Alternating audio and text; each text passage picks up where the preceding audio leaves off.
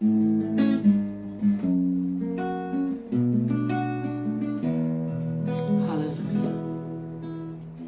Saat ku dalam kesesakan,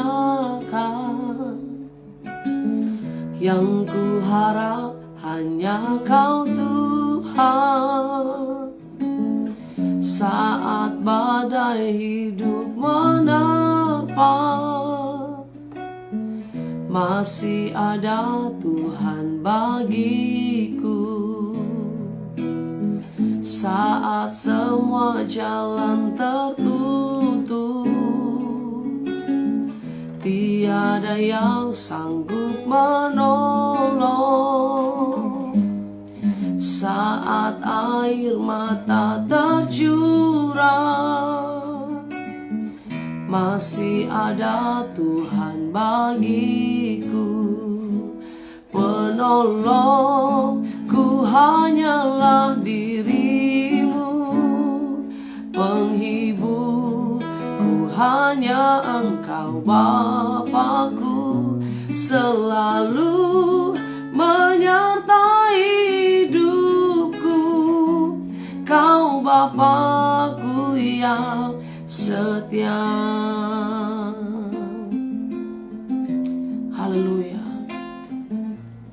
Saat semua jalan tertutup, tiada yang sanggup menolong. Saat air mata tercurah, masih ada Tuhan bagiku. Penolongku hanyalah dirimu, penghiburku hanya Engkau Bapa-Ku, selalu menyertai hidupku. Kau Bapa-Ku yang setia. Penolongku hanyalah dirimu, penghiburku hanya Engkau Bapa-Ku, selalu menyertai hidupku. Kau Bapa-Ku yang setia. Amin. Penolongku hanyalah dirimu, penghiburku hanya Engkau Bapa-Ku, selalu menyertai hidupku. Kau Bapa-Ku yang setia, selalu menyertai hidupku. Kau Bapa-Ku yang setia. Haleluya. Kau Bapa yang setia, Kau Bapa yang ajaib, selalu menolong kami. Terima kasih Yesus, kami bersyukur. Haleluya. Terima kasih Tuhan. Penolong kami datangnya adalah daripadamu Tuhan. Pertolongan kami datang daripadamu. Dan sungguh hanya satu penolong kami yang ajaib, yang selalu menyertai hidup kami, yaitu Engkau sendiri Bapa. Terima kasih Tuhan Yesus. Kembali hari ini kami buka hati kami merenungkan firman-Mu, berfirman buat kami Bapa, di dalam nama Tuhan Yesus. Haleluya. Amin. Haleluya. Amin. Shalom. Saudara dikasih Tuhan, selamat pagi menjelang siang hari ini. Kita mau merenungkan firman Tuhan. Kita buka Alkitab. Kita mau baca dalam Mazmur, kitab Mazmur pasal 63. Kerinduan kepada Allah dari ayat yang pertama. Mazmur Daud ketika ia ada di padang gurun Yehuda. Ya Allah, Engkaulah Allahku, aku mencari Engkau. Jiwaku haus kepadamu, tubuhku rindu kepadamu. Seperti tanah yang kering dan tandus tiada berair, Demikianlah aku memandang kepadamu di tempat kudus, sambil melihat kekuatanmu dan kemuliaanmu. Sebab kasih setiamu lebih baik daripada hidup. Bibirku akan memegahkan engkau. Demikianlah aku mau memuji engkau seumur hidupku, dan menaikkan tanganku demi namamu. Haleluya.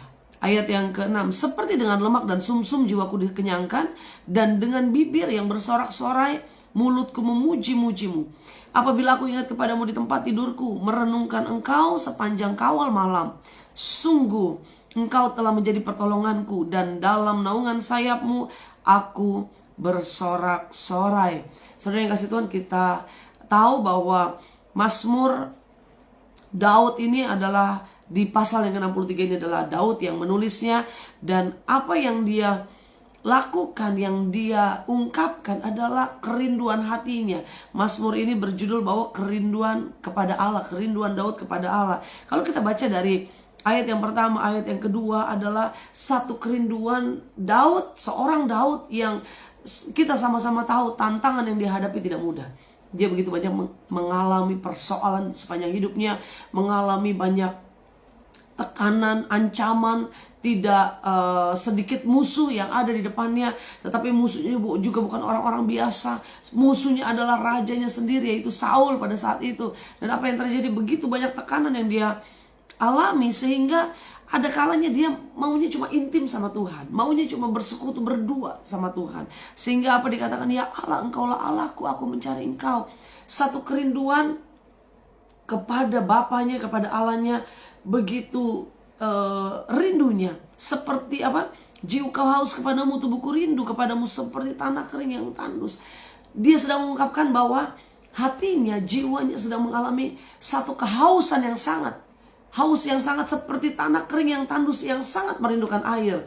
Kalau kita ada di zaman, di musim panas atau di daerah-daerah kering, itu rasanya yang kita pengen cari cuma air, ya kan. Nah begitu juga ungkapan Daud, jiwanya rindu itu seperti tanah yang kering yang tandus, tiada berair dan merindukan air. Artinya jiwanya seperti tanah yang kering, merindukan air kehidupan itu, saudara. Demikian aku memandangmu di tempat kudusmu, sambil melihat kekuatanmu dan kemuliaanmu. Yang dia mau pandang hanya Tuhan. Kalau dia pandang sekitar, banyak masalah, banyak tantangan, banyak musuh, dia mudah goyah. Tapi dia mau pandang kepada tempat kudusnya Tuhan. Sebab apa? Kasih setiamu lebih baik daripada hidup. Dia lihat kasih Tuhan, dia bisa bersyukur. Dia lihat masalah, dia akan ngeluh, dia akan bersungut-sungut, dia akan mudah jatuh, mudah goyah, bahkan mudah putus asa. Tetapi kepada kasih setianya, dia mau melihat, mau memandang. Nah saudara yang kasih Tuhan, keputusan Daud ada di ayat yang kelima, bilang gini, demikianlah aku mau memuji engkau seumur hidupku, dan menaikkan tanganku demi namamu. Nah satu keputusan yang Daud ambil, apapun yang terjadi seumur hidupku, aku mau memuji Tuhan. Nah, ungkapan-ungkapan Daud ini adalah ungkapan bagaimana Daud merasa bahwa Tuhan itu segala-galanya buat Daud. Sehingga di ayat yang ke-8 berkata begini, sungguh engkau telah menjadi pertolonganku. Ini dia. Saudara dikasih Tuhan, kalau sumber pertolongan kita, harta kita bisa habis. Ya kan? Di masa pandemi ini begitu banyak orang yang juga mengalami hancur secara usaha, baik dalam karir, dalam pekerjaan. Ada orang yang tiba-tiba harus mengalami PHK, ada orang yang tiba-tiba harus kehilangan usahanya. Kalau kita memikirkan itu, rasanya kita maunya, nyerah deh. Survei juga membuktikan bahwa selama pandemi ini ada banyak orang yang stres bertambah, rumah sakit jiwa bertambah, orang-orang depresi bertambah. Artinya apa? Masa-masa sulit tidak mampu mereka lewati karena mereka memandang kepada masalah. Daud kalau memilih stres dia bisa, saudara. Tapi yang dia pandang, dia ingat hanya Tuhannya, hanya Allahnya. Sehingga dia bisa berkata, sungguh engkau telah menjadi pertolonganku. Engkau telah menjadi sumber kekuatanku. Di situ Daud boleh berkata, sekalipun tanah kering sedang aku alami, sekalipun jiwaku sedang merasa hampa, sekalipun aku sedang merasa tertekan, tetapi aku tahu Tuhan sumber pertolongan kita, tidak akan pernah mengecewakan. Nah saudara, ini juga harus menjadi ungkapan kita sebagai anak-anak Tuhan, bahwa dalam kehidupan kita sebagai orang Kristen, Tuhan itu kadang-kadang gemesin gitu ya kalau kita mau bilangnya. Aduh, waktu kita kemarin butuh pertolongan Tuhan gak tolong. Tapi kok tetangga kita yang hidupnya biasa-biasa, Tuhan tolong terus. Bahkan Tuhan berkati terus. Nah, tapi hari ini kita mau belajar bahwa Tuhan belum tolong kita, bukan berarti Tuhan tidak sayang sama kita. Tuhan belum kasih pertolongannya sama kita, bukan berarti Tuhan cuek, Tuhan tinggalkan kita, enggak saudara. Tetapi hari ini kita mau belajar bahwa Allah yang kita sembah, Allah yang bukan memanjakan kita. Dia tidak selalu memberikan pertolongan sesuai yang kita mau. Ya kita tahu kita perlunya sekarang, tetapi kadang-kadang Tuhan belum kasih pertolongannya pada saat kita butuhkan hari ini. Ada satu maksud yang Tuhan mau lakukan. Tuhan mau membuat kita dewasa. Mungkin Tuhan tolong bulan depan, mungkin Tuhan tolongnya 3 bulan lagi, atau mungkin Tuhan tolongnya di tahun depan. Bukan berarti Tuhan gak sayang sama kita, tetapi ada maksud yang Tuhan mau nyatakan dalam kehidupan kita. Tuhan tidak pernah terlambat menolong kita. Cuma kadang-kadang kita maunya aja yang maunya cepat, saudara. Tetapi Tuhan juga tidak pernah terlalu cepat nolong kita. Yang ada, yang pasti, Tuhan selalu tepat menolong kita. Yang setuju katakan amin. Nah saudara, kalau kita tahu bahwa Tuhan selalu menolong kita tepat pada waktunya ya, bukan waktunya kita, tapi pada waktunya Tuhan. Maka kita mau belajar hari ini yang pertama, bahwa pertolongan Tuhan tepat pada waktunya dalam menjawab doa-doa kita. Apa doa kita hari ini? Ya kan? Apa pergumulan kita hari ini? Dia selalu menjawab tepat pada waktunya, tepat pada waktu sesuai dengan doa-doa kita, menjawab doa-doa kita. Nah saudara dikasih Tuhan, bahwa doa-doa kita Tuhan gak jawab cepat, tetapi tepat. Tuhan gak jawab cepat, hari ini kita minta, hari ini Tuhan jawab, enggak. Tetapi tepat pada waktunya, ketika kita siap menerima janji Tuhan, menerima berkat Tuhan, disitulah Tuhan akan jawab doa-doa kita. Seperti firman Tuhan dalam Ratapan 3:26 berkata begini, adalah baik menanti dengan diam pertolongan Tuhan. Waktu saudara sedang menanti pertolongan Tuhan, sedang nunggu jawaban doa Tuhan, menantinya jangan dengan gerasa-gerusu, menantinya jangan dengan bersungut-sungut, menanti jangan dengan mengomel, tetapi menanti dengan diam pertolongan Tuhan adalah baik. Artinya apa? Artinya waktu kita sedang menanti jawaban doa kita, nantikan dengan diam, nantikan dengan sabar, nantikan dengan tekun, maka itu baik di mata Tuhan. Dan waktu kita diam menanti pertolongan Tuhan, Tuhan lihat dari surga dan bilang, wih, anakku menanti pertolonganku dengan diam. Dia tidak bersungut, dia tidak ngomel, dia tidak menyalahkan siapapun, tetapi dia diam menantikan pertolonganku. Itu yang berkenan di hadapanku. Nah saudara dikasih Tuhan, yang pertama, pertolongan Tuhan akan datang tepat pada waktunya dalam menjawab doa-doa kita. Apapun doa yang sedang kau gumuli hari-hari ini, doa yang sedang kau naikkan hari-hari ini, nantikan pertolongan kita. Tepat pada waktunya dia akan berikan. Yang percaya katakan amin. Yang kedua, pertolongan Tuhan datang tepat waktu dalam masa-masa sukar kita. Ya kan? Pertolongan Tuhan tadi yang pertama datang tepat waktu dalam menjawab doa-doa kita. Yang kedua, pertolongan Tuhan datang tepat waktu di masa-masa sukar kita.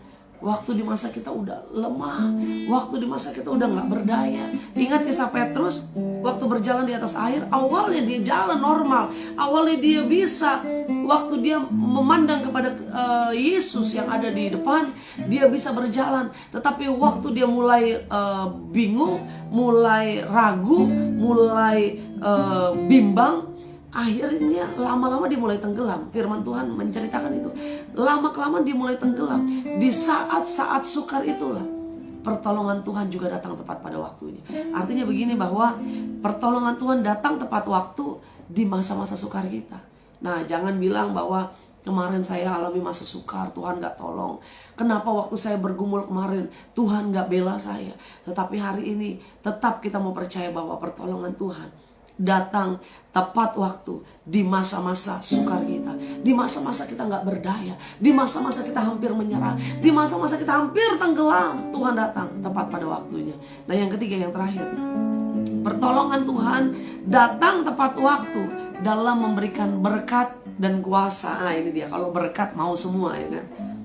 Kalau menanti, kalau nunggu jawaban doa, nggak mau sabar, nggak mau setia, nggak mau tekun. Dalam menanti pertolongan di masa-masa sukar, kita kadang-kadang maunya cepat. Tuhan cepat dong tolong.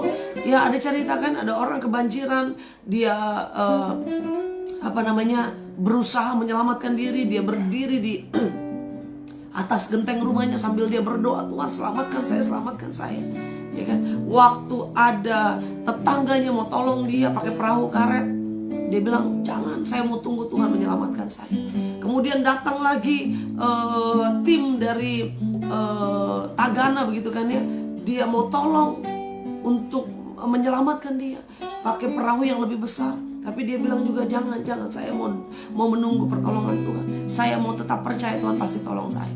Dan akhirnya waktu orang-orang sudah gak memperhatikan dia lagi, orang-orang sudah kembali, dia bilang, Tuhan tolong saya.